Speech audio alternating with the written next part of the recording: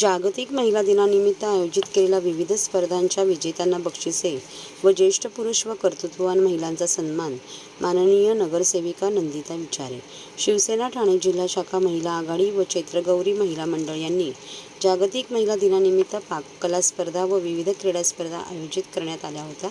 त्यांचा बक्षीस वितरण समारंभ व किरण वेहेले प्रस्तुत धोळू रंग स्वरांचे मराठी गाण्याच्या कार्यक्रमाचे आयोजन सिद्धेश्वर तलाव ठाणे येथील गोदूताई परुळेकर मैदानात करण्यात आले होते. या कार्यक्रमाचे दीप प्रज्वलन शिल्पा सरपोतदार यांच्या हस्ते करण्यात आले. या कार्यक्रमाला आयोजक नंदिनी विचारे, महिला जिल्हा संघटक रेखा खोपकर, माजी नगरसेविका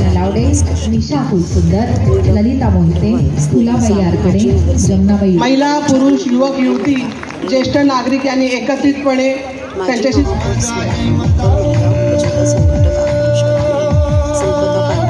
शहर संघटक प्रमिला भांगे, ज्योती कोळी, विद्या कदम, महिला उपशहर संघटक मंजिरी धम्माले, कुंदा दळवी, चैत्रगौरी महिला मंडळाच्या अध्यक्षा अपूर्वा तेलवणे, अनुराधा बाईत, विभाग संघटक नंदा कोथळे, वर्षा पाटील, भारती गायकवाड, उपविभाग संघटक राजेश्री सुर्वे, तसेच मेघा विचारे, गौरीताई तामणकर, सुनंदा देशपांडे, युवसेना कार्यकारिणी सदस्य धनश्री विचारे, युवासेना सहसचिव महाराष्ट्र राज्य रोशनी शिंदे, जिल्हा समन्वयक युवती सेना आरती खळे, विधानसभा अधिकारी ओवळा माजिवडा पूजा भोसले, स्मिता आंग्रे, तसेच उद्योजिका जयश्री नेमाणे व इतर शिवसेना पदाधिकारी, युवती युवासेना पदाधिकारी मोठ्या संख्येने उपस्थित होते.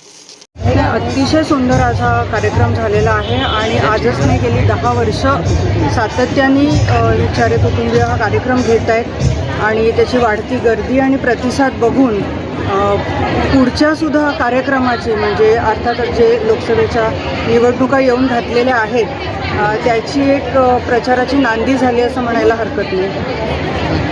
काय शुभेच्छा झाल्या ठाणेकर महिलांना?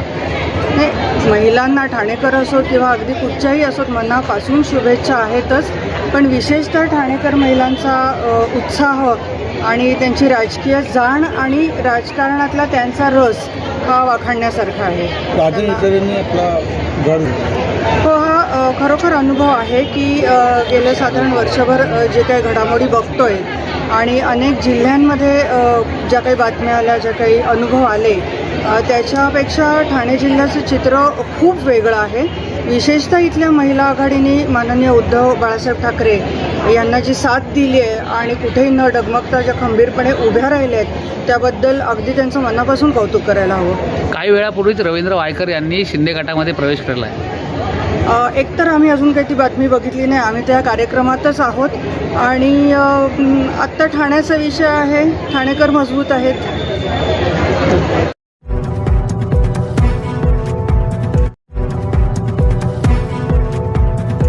सर्व नागरिकांना आवाहन करण्यात येत आहे की सध्या डासांमार्फत पसरणाऱ्या डेंग्यू या आजाराचा प्रसार रोखण्यासाठी प्रत्येकाने पुढीलप्रमाणे कार्यवाही करावी. डेंग्यू आजार एडिस इजिप्ती हा डास चावल्याने होतो. या डासांची पैदास साचलेल्या किंवा साचवलेल्या स्वच्छ पाण्यामध्ये होते.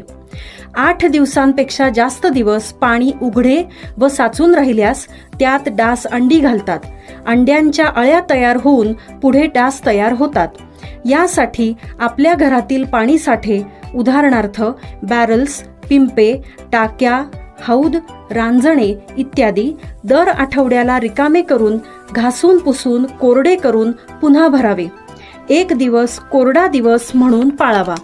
पाणी साठ्यांना घट्ट झाकणे बसवावीत किंवा जुनी साडी, चादर, धोतर यांनी बांधून झाकून ठेवावीत, म्हणजे डास त्यात जाऊन अंडी घालणार नाहीत.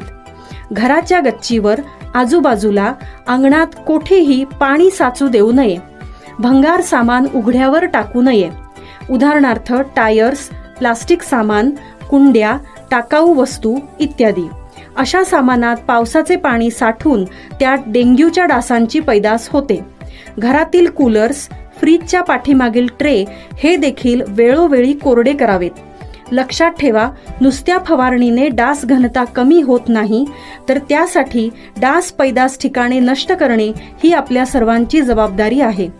कोणताही ताप अंगावर न काढता जवळच्या शासकीय रुग्णालयात मोफत औषधोपचार घ्या. अशा प्रकारे नागरिकांनी सहकार्य केल्यास डेंग्यूचा प्रसार रोखणे सहज शक्य आहे.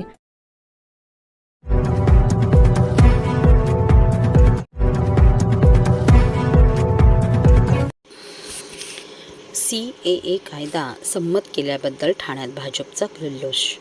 देशाचे यशस्वी पंतप्रधान श्री नरेंद्र मोदीजी यांनी CAA लागू करून हजारो हिंदूसह अल्पसंख्याक बांधवांना न्याय दिला आहे. याबद्दल मंगळवारी 12 मार्च रोजी सकाळी 11 वाजता कोपरी मार्केट येथील श्री लच्छू टिकमानी यांच्या फटाक्यांच्या दुकानासमोर पंतप्रधान नरेंद्र मोदी यांनी CAA कायदा लागू केल्याबद्दल ठाण्यातील भाजपच्या नेत्यांनी धन्यवाद मोदी, धन्यवाद अमित शहा अशा घोषणा देऊन एकमेकांना पेढा भरवून जल्लोष केला. यावेळी आमदार निरंजन डावखरे यांच्या निधीतून व माजी नगरसेवक लक्ष्मण उर्फ लच्छू टिकमाणी यांच्या प्रयत्नाने झुलेलाल मंदिर ते फटाका मार्केट परिसरात काँक्रिटीकरण करण्याच्या कामाचा भूमिपूजन सोहळा आमदार संजय केळकर यांच्या हस्ते करण्यात आला. यावेळी ठाणे जिल्हा अध्यक्ष संजय वाघोले, भाजप नेत्या वीणा भाटिया, माजी नगरसेवक भरत चव्हाण, माजी नगरसेवक लक्ष्मण उर्फ लच्छू टिकमाणी व सिंधी समाज बांधव मोठ्या प्रमाणात उपस्थित होते. अरे धन्यवाद धन्यवाद मोदी जी, धन्यवाद नरेंद्र मोदी, आगे बढ़ो, हम तुम्हारे साथ हैं, अमित शाह आगे बढ़ो, हम तुम्हारे साथ हैं, धन्यवाद धन्यवाद मोदी जी, धन्यवाद. मोदीजींनी आणि अमित शहाजींनी एक ऐतिहासिक काम या देशामध्ये केलेलं आहे, जे गेल्या 50 वर्षात झालं नाही.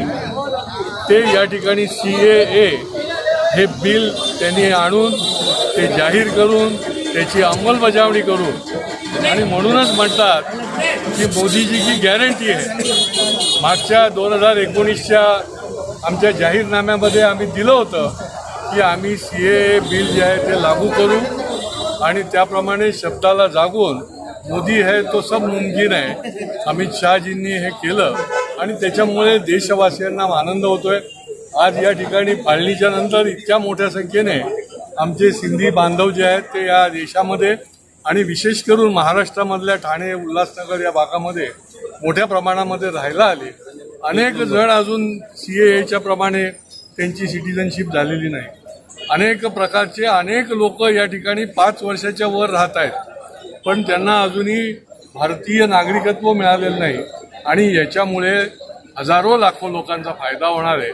आणि म्हणूनच मोदीजी धन्यवाद, अमित शहाजी धन्यवाद अशा प्रकारचा नारा हा सर्व दूर या ठिकाणी उमटत आहे. आणि त्यांच्या हातामध्ये तेवढंच राहिलेलं आहे, अफवा पसरवायच्या, निरनिराळ्या पद्धतीने देशामध्ये धर्माधर्मामध्ये भेद निर्माण करायचा, जातीमध्ये भेद निर्माण करायचा. हे खऱ्या अर्थाने जे या ठिकाणी या मातीत राहत आहे त्यांच्या कल्याणासाठी आहे, आणि त्याच्यामुळे विरोधक जे आहेत हा त्यांनी तर खरं अभिनंदन करायला पाहिजे, परंतु त्यांचं जे काम आहे ते त्यांना करू देत.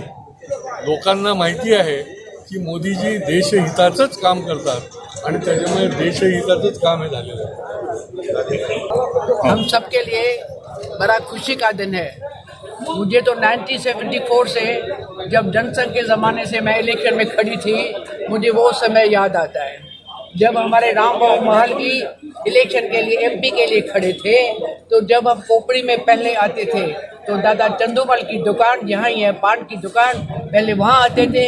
हम लच्छू को फ़ोन करते थे, दादा रामबाबू महल की पान खाते थे, फिर हम अपनी प्रचार का काम यहाँ से शुरू करते थे. तो मुझे वो दिन बड़े याद आते हैं. दूसरी खुशी की बात ऐसी है कि जो सिंधी समाज के लोग जब हम 1947 में आए तो हमें कोई तकलीफ नहीं हुई, परंतु उसके बाद जो सिंधी पाकिस्तान में थे, हिंदू, उसमें हिंदू थे, क्रिश्चियन थे, जैनी थे, सिख थे, सभी लोग थे. उनको पाकिस्तान में जब सुरक्षा नहीं थी, उनकी बहू बेटियां सुरक्षा नहीं थी, वो कैसे करके भी हिंदुस्तान में पहुंच गए. आज हिंदुस्तान में आने के बाद पुलिस की तरफ से उनको इतनी तकलीफ होती थी. नरेंद्र मोदी को ये मालूम है कि सिंधी लोगों की तकलीफें क्या है, समस्या क्या है. वो हमेशा कहते सिंधी में बात करो, सिंधी में बात करो. तो उन्होंने ये वायदा किया था 2019 में ये CAA का कायदा पास हो गया। उसके इंजाम के अनुसार अभी इलेक्शन के पहले देना चाहिए। ये कोई इलेक्शन का अड़चन नहीं है कि इलेक्शन को देख के उन्होंने किया है, पर ये उनका वायदा था जो किया है, तो हमें बड़ी खुशी है। सिंधी समाज के लोग पहले तो मायानगर घनश्याम नगर में भी रहते थे। ये सब संजय केलकर को याद होगा जब राम शीतल हरचंदानी को लेके हम कलेक्टर ऑफिस में कितने बार जाते थे, तो उनको ये सर्टिफिकेट आते थे। तो आज हमारे लिए खुशी का दिन है। मैं तो ऐसे ही कहूँगी 15 तारीख से आचार संहिता लग गई है, पर हमारे लिए तो इलेक्शन का प्रचार शुरू हो गया, ऐसे मैं मानती हूँ। ये पार्टी का कोई नहीं है, मेरे तरफ से धन्यवाद।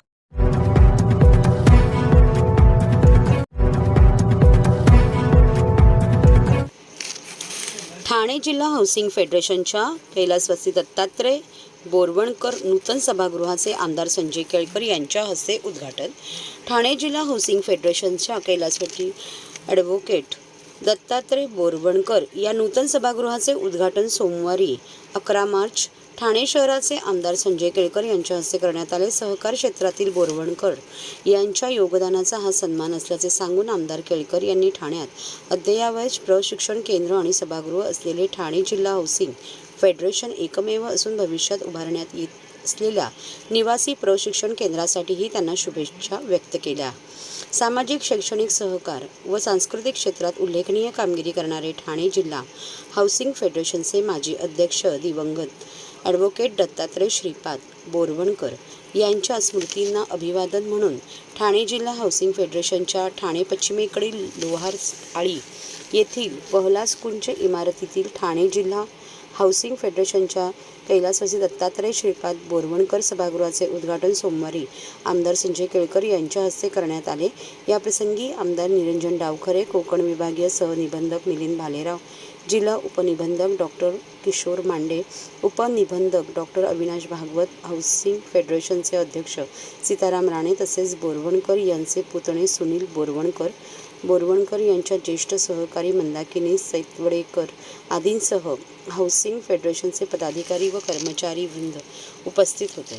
ठाणे डिस्ट्रिक्ट हाऊसिंग फेडरेशनने सीताराम राणे यांच्या नेतृत्वाखाली अतिशय उत्तम असं सभागृह बांधलं आहे आणि त्याचं कैलासवासी दत्तात्रय बोरवणकर असं नामकरण केलं आहे। बोरवणकर हे सहकार क्षेत्रामधले अतिशय विशितुल्य असं व्यक्तिमत्व होतं।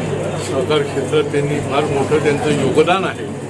मग जिल्हा बँक असेल, कोऑपरेटिव्ह कुठल्याही बँका असतील, हाऊसिंग फेडरेशन हे तर त्यांचं आयुष्याचं मिशन होतं, पण शैक्षणिक क्षेत्रामध्ये देखील त्यांनी या शहरामध्ये काम केलं आणि यथोचित अशा प्रकारे त्यांचा नाव हाऊसिंग फेडरेशनने देऊन त्यांचा एक सन्मान पण ठेवला आहे आणि त्यांची जी कॉन्ट्रीब्युशन आहे, त्यांचं जे योगदान आहे त्याची कदर केलेली आहे। या माध्यमातून हाऊसिंग फेडरेशनने प्रशिक्षण केंद्र पण उभं केलेलं आहे आणि पुढच्या काळामध्ये वाढत्या हाऊसिंग सोसायटीजना, गृहसंकुलातल्या कमिटीजना, तिथल्या प्रतिनिधींना सहकार्य करण्याच्या दृष्टीने आणि त्यांचे प्रश्न आणि समस्या ज्या आहेत त्याची सोडवणूक करण्याच्या दृष्टीने एक अद्ययावत अशा प्रकारचं फेडरेशन आणि त्याचं काम त्यांनी सुरू ठेवलेलं आहे। ॲडव्होकेट दत्तात्रय बोरवणकर सभागृहाच्या या कार्यक्रमाच्या निमित्ताने मी ठाणे हाऊसिंग फेडरेशनचे अध्यक्ष सीताराम राणे साहेब, त्यांचे सर्व पदाधिकारी यांचं अभिनंदन करतो। या फेडरेशनची निर्मिती बोरकर यांच्या प्रेरणेनेच झालेली आहे असं राणे साहेब म्हणाले। तर खऱ्या अर्थाने त्यांच्या कार्याचा सन्मान हाऊसिंग फेडरेशनने केला आहे। हाऊसिंग फेडरेशनचं जे काम आहे, मी जिल्हा उपनिबंधक म्हणून काम करतो गेल्या 1 वर्षापासून। मी बघतोय की राणे साहेबांनी त्यांचे सहकारी अत्यंत परिश्रम घेऊन खऱ्या अर्थाने हाऊसिंग सोसायट्यांचे प्रश्न सोडवण्यासाठी प्रयत्न करतात, वेगवेगळ्या स्वरूपाचे कार्यक्रम आयोजित करतात। मी राणे साहेबांनी या निमित्ताने सांगू इच्छितो की त्यांनी ग्रामीण भागातही एखादं प्रशिक्षण केंद्र सुरू करावं आणि ठाणे जिल्ह्यातल्या जास्तीत जास्त सहकारी संस्थांपर्यंत फेडरेशनला पोहोचावं, एवढं मी सांगतो आणि त्या सर्वांचं अभिनंदन करतो। नाही, सोसायटीना फायदा होणारच आहे। आमचं ट्रेनिंग सेंटर एकच होतं, काही वेळेला एकाच वेळी 2-2, 3-3 क्लास असतात, त्यांना जागा कमी पडत होती आहे आणि म्हणून आपण कॉन्फरन्स रूम तिथे घेतलेला आहे।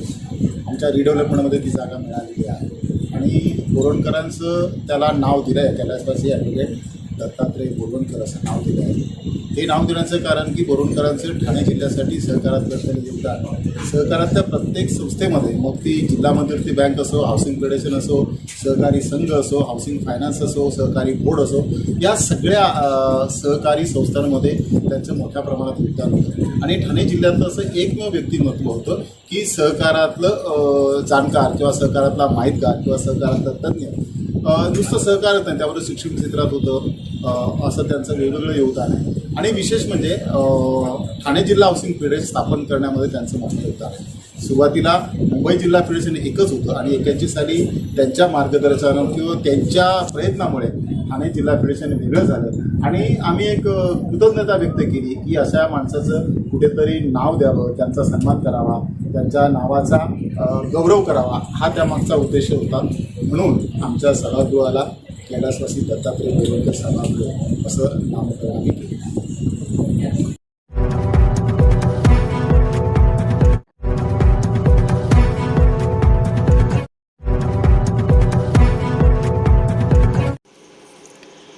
प्रदेश प्रवक्ते आनंद परांजपे यांचा सणसणीत इशारा. मुख्यमंत्र्यांना विनंती आहे की शिवसेनेचे शिवराळ नेते विजय शिवतारेंसारख्या आपल्या नेत्यांना आवरावे, अन्यथा कल्याण लोकसभेत वेगळा निर्णय लागू शकतो. मुख्यमंत्री एकनाथ शिंदे साहेब यांना विनंती आहे की शिवसेनेचे शिवराळ नेते विजय शिवतारेंसारख्या आपल्या नेत्यांना आवरावे, अन्यथा आम्ही देखील राष्ट्रवादीचे स्वाभिमानी कार्यकर्ते आहोत. कोणाला जर वाटत असेल की कल्याण लोकसभा जिंकणे सोपे आहे, तर कल्याण लोकसभेत वेगळा निर्णय देखील लागू शकतो, हे लक्षात ठेवावे, असा सणसणीत इशारा राष्ट्रवादी काँग्रेसचे प्रदेश प्रवक्ते, ठाणे व पालघर समन्वयक, ठाणे जिल्हाध्यक्ष आनंद परांजपे यांनी दिला आहे.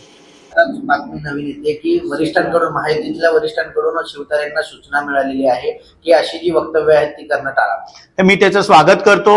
माझी हीच विनंती राहील माननीय मुख्यमंत्र्यांना की त्यांच्या पक्षाचे नेते हे वारंवार राष्ट्रवादीची जी श्रद्धास्थानं आहेत, जे स्वाभिमानाची स्थानं आहेत, मग ती बारामती लोकसभा असेल, रायगड लोकसभा असेल, माननीय आमचे अजितदादा असतील, माननीय सुनील तटकरे असतील, यांच्यावर सातत्याने शिवसेनेचे काही वाचाळवीर नेते हे आघात करत असतात. मग त्याला चोख प्रत्युत्तर राष्ट्रवादीचे पदाधिकारी आणि कार्यकर्ते देखील आम्ही देऊ शकतो. 400 पार म्हणलंय, मात्र 7-12 यंदा कोणाचा असेल, सुमित्रा म्हणजे पवार असतील या सुप्रिया सुळे असतील, यांची लढत ते समोर दिसतो. राष्ट्रवादीचं घड्याळ तिथनं विजयी होईल हा आत्मविश्वास आम्हाला सर्व कार्यकर्त्यांना आहे.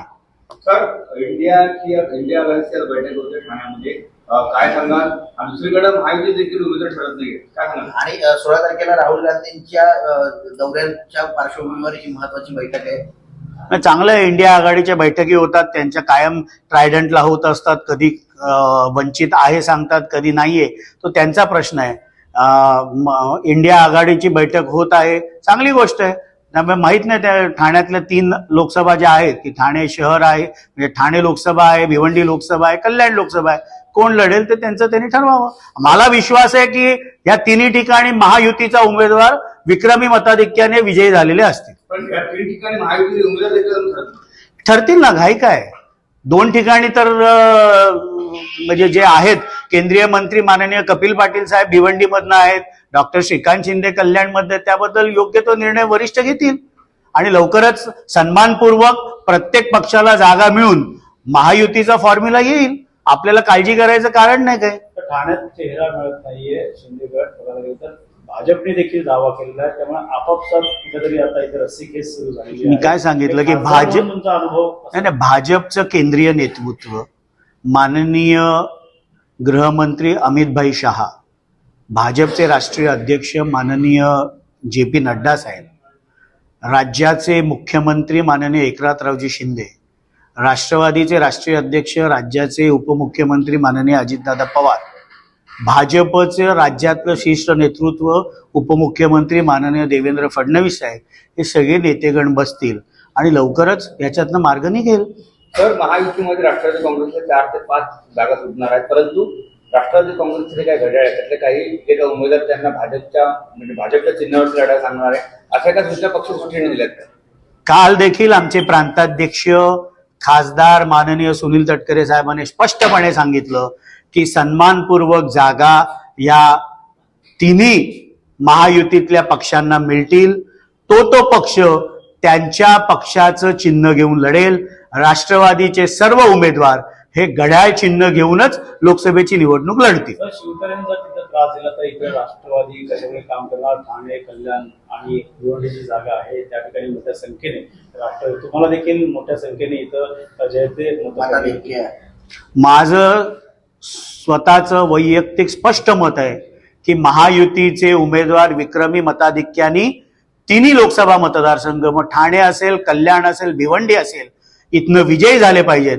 पण सातत्याने शिवसेनेचे शिवराळ वाचारवीर विजय शिवतरे हे आमच्या स्वाभिमानावर, आमच्या शक्तीस्थळांवर आघात करणार असतील तर राष्ट्रवादीचा स्वाभिमानी कार्यकर्ता कल्याणमध्ये वेगळं निर्णय आणि वेगळं चित्र देखील मग दिसू शकतं. त्यामुळे माझी माननीय मुख्यमंत्र्यांना विनंती आहे की आपल्या नेत्यांना आवरा.